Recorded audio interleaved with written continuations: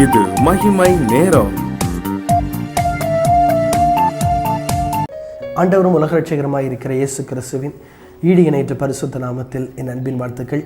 மகிமை நேர நிகழ்ச்சிக்கு வந்திருக்கும் யாவரையும் நான் அன்போடு கூட நான் வாழ்த்தி வரவேற்கிறேன். கர்த்தர் உங்களை ஆசீர்வதிப்பாராக.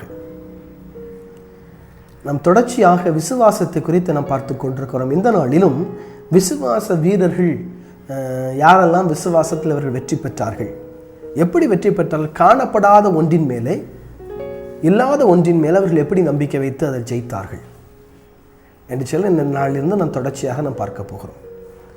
இந்த நாளிலும் ஆதியாகமத்தின் புஸ்தகம் 6ஆம் அதிகாரம், ஆதியாகமத்தின் புஸ்தகம் 6ஆம் அதிகாரம் அதனுடைய 8ஆம் வசனத்தில் இருந்து நாம் ஒருவரை குறித்து நாம் பார்க்கிறோம்.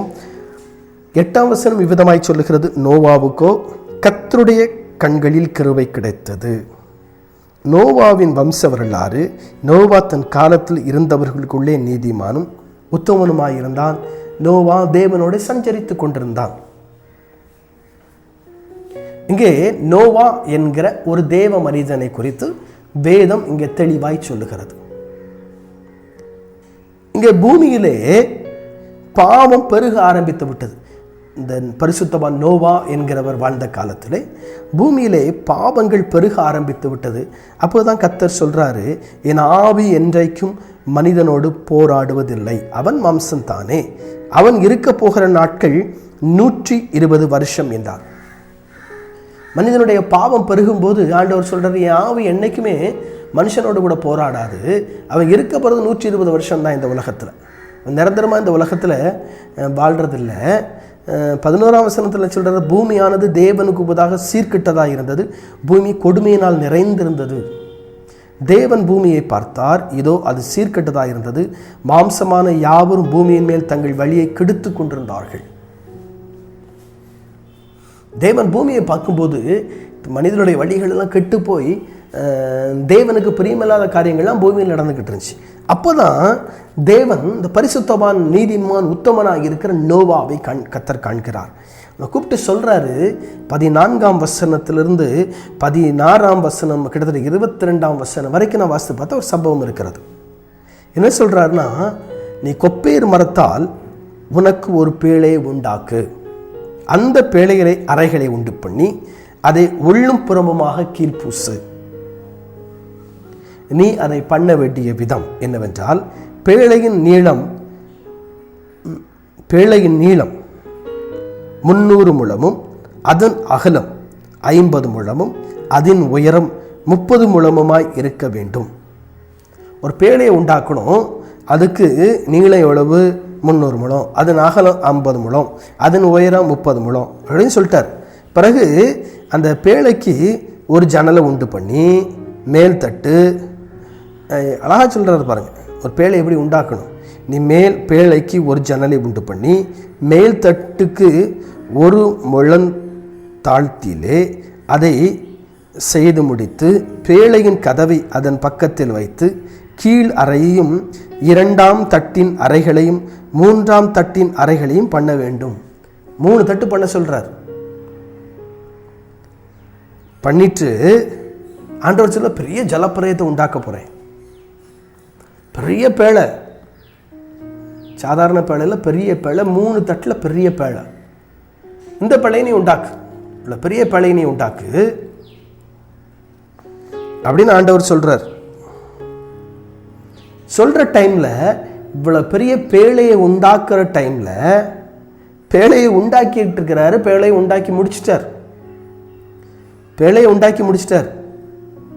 ஆனால் தண்ணி இல்லை, தண்ணி இல்லை, மழை பெய்யல, தண்ணி இல்லை. பேழை உண்டாக்கி முடிக்கப்பட்டு விட்டது. தேவன் சொன்னபடி பேழை உண்டாக்கி முடிக்கப்பட்டு விட்டது.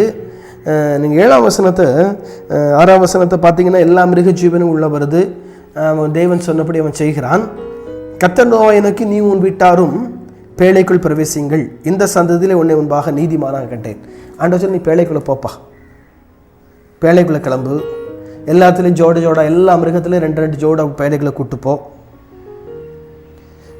ஆண்டவர் சொல்றார், இன்னும் 7 நாள் சென்ற பின்பு 40 நாள் இரவும் பகலும் பூமியின் மேல் மழையை வருஷிக்க பண்ணி நான் உண்டாக்கின ஜீவ ஜந்துக்கள் அனைத்தையும் பூமியில் இராதபடிக்கு நிக்கிரகம் பண்ணுவேன் என்றார்.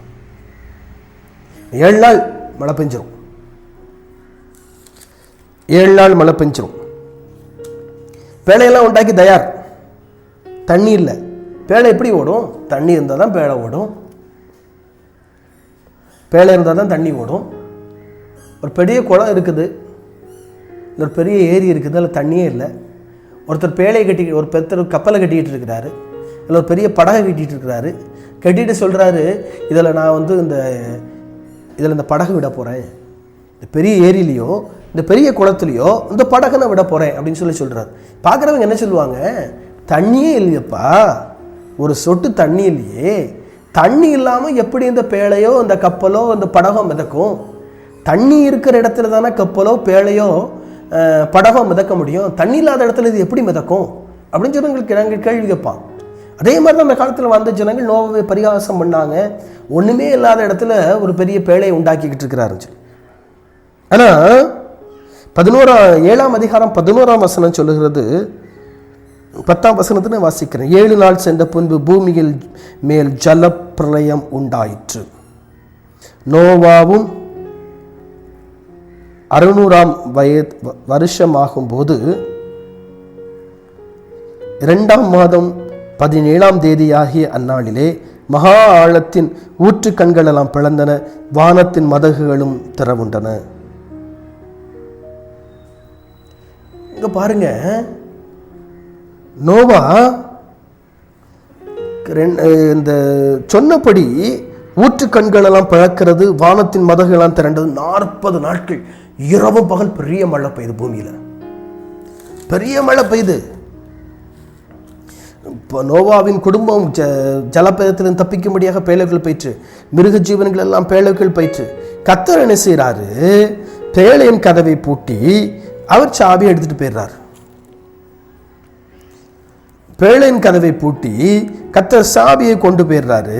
சாவி இங்க பாருங்க, 17ஆம் வசனம், 7ஆம் அதிகாரம் 17ஆம் வசனம். தேவன் அவனுக்கு கட்டளையிட்டபடியே ஆணும் பெண்ணுமாக சகலவித மாம்ச ஜந்துக்களும் உள்ளே பிரவேசித்தன. அப்பொழுது கர்த்தர் அவனை உள்ளே விட்டு கதவை அடைத்தார். கர்த்தர் உள்ள விட்டுட்டு கர்த்தர் கதவை அடைச்சிட்டார். பூமியில் இருக்கிற எல்லா இடத்திலும் ஜலப்புலயம், எல்லா இடத்திலும் ஜலப்புலயம். ஆனா இந்த நோவாவும் அவன் குடும்பத்தார் மட்டும் காக்கப்பட்டார்கள். ஏன் காக்கப்பட்டாங்க? தேவனுடைய வாக்கு தத்துவத்தின்படி அவன் பேழை உண்டாக்கினான். தண்ணி இல்லை, ஒண்ணுமே இல்லை. ஆனா கர்த்தர் சொன்னார். சொல்லுகிறது கர்த்தர், என்னை உண்டாக்க சொல்லுகிறது கர்த்தர். ஆகவே கர்த்தரை விசுவாசித்து, ஆண்டவரை விசுவாசித்து நோவா பேழை உண்டாக்குகிறார். இந்த விசுவாசத்தினாலே நோவா பாதுகாக்கப்பட்டார். இன்னைக்கு இந்த உலகத்தில் வாழ்ந்துகிட்டு இருக்கிறோம். இன்னைக்கு நம்முடைய வாழ்க்கையில் விசுவாசம் எப்படி இருக்குன்னு யோசித்து பார்க்கணும். ஆண்டவரை நாம் எப்படி விசுவாசிக்கிறோம்? கர்த்தரை நாம் எப்படி விசுவாசிக்கிறோம்? நம்முடைய விசுவாசம் எப்படி இருக்கு? நோவா தேவனை விசுவாசிச்சார். எப்படி விசுவாசிச்சாரு? அவர் கர்த்தர், அவர் கர்த்தர், அவர் சொன்னா அவர் கண்டிப்பா செய்வார். அவர் பொய்யுரையாதவர், அவர் ஏமாற்றாதவர். ஆகவே அவருடைய சத்தத்தை நோவா தெளிவாய் அறிந்திருந்தான். இன்னைக்கு அநேக முறை அநேகருடைய வாழ்க்கையில பிரச்சனை என்ன அப்படின்னா, தேவனுடைய சத்தத்தை தெளிவா நம்ம கேட்கல. அதுதான் பிரச்சனை, அதான் ப்ராப்ளம். தேவனுடைய சத்தத்தை நம்ம தெளிவா கேட்கல, தேவனுடைய சத்தத்தை நம்ம தெளிவா கேட்பதற்கு நம் தயாராக இல்லை. ஆனா நோவா ஆண்டவருடைய சத்தத்தை தெளிவா கேட்டு, கர்த்தருடைய சத்தத்தை அவன் தெளிவா கேட்டதுனால இங்க தேவனுடைய வாக்கு தத்துவத்தின்படி, கர்த்தருடைய வாக்கு தத்துவத்தின்படி அவன் பேழையை உண்டாக்கினான். நம்முடைய விசுவாசம் எப்படி இருக்கிறது? நம்ம யோசித்து பார்க்கணும். தொடர்ந்து நாளை தினத்திலும் விசுவாசத்தை குறித்து நாம் இன்னும் ஆழமாய் நாம் சிந்திக்கலாம். ஜெபிப்போம். அன்பின் ஆண்டவரே, நீர் எங்களோடு கூட பேசுகிற ஆண்டவர், அதற்காக ஸ்தோத்திரம். நோவாவின் வாழ்க்கையில் விசுவாசம், நம்பிக்கை என்னுடைய வாழ்க்கையில வளர்ந்து வச்சு இந்த மகிமை டிவி பார்த்து கொண்டிருக்கிற ஒவ்வொரு கர்த்தர் ஆசீர்வதியும் காத்துக்கொள்ளும். இயேசு கிறிஸ்துவின் மாறாத நாமத்தில் ஜெபிக்கிறோம் பிதாவே, ஆமேன்.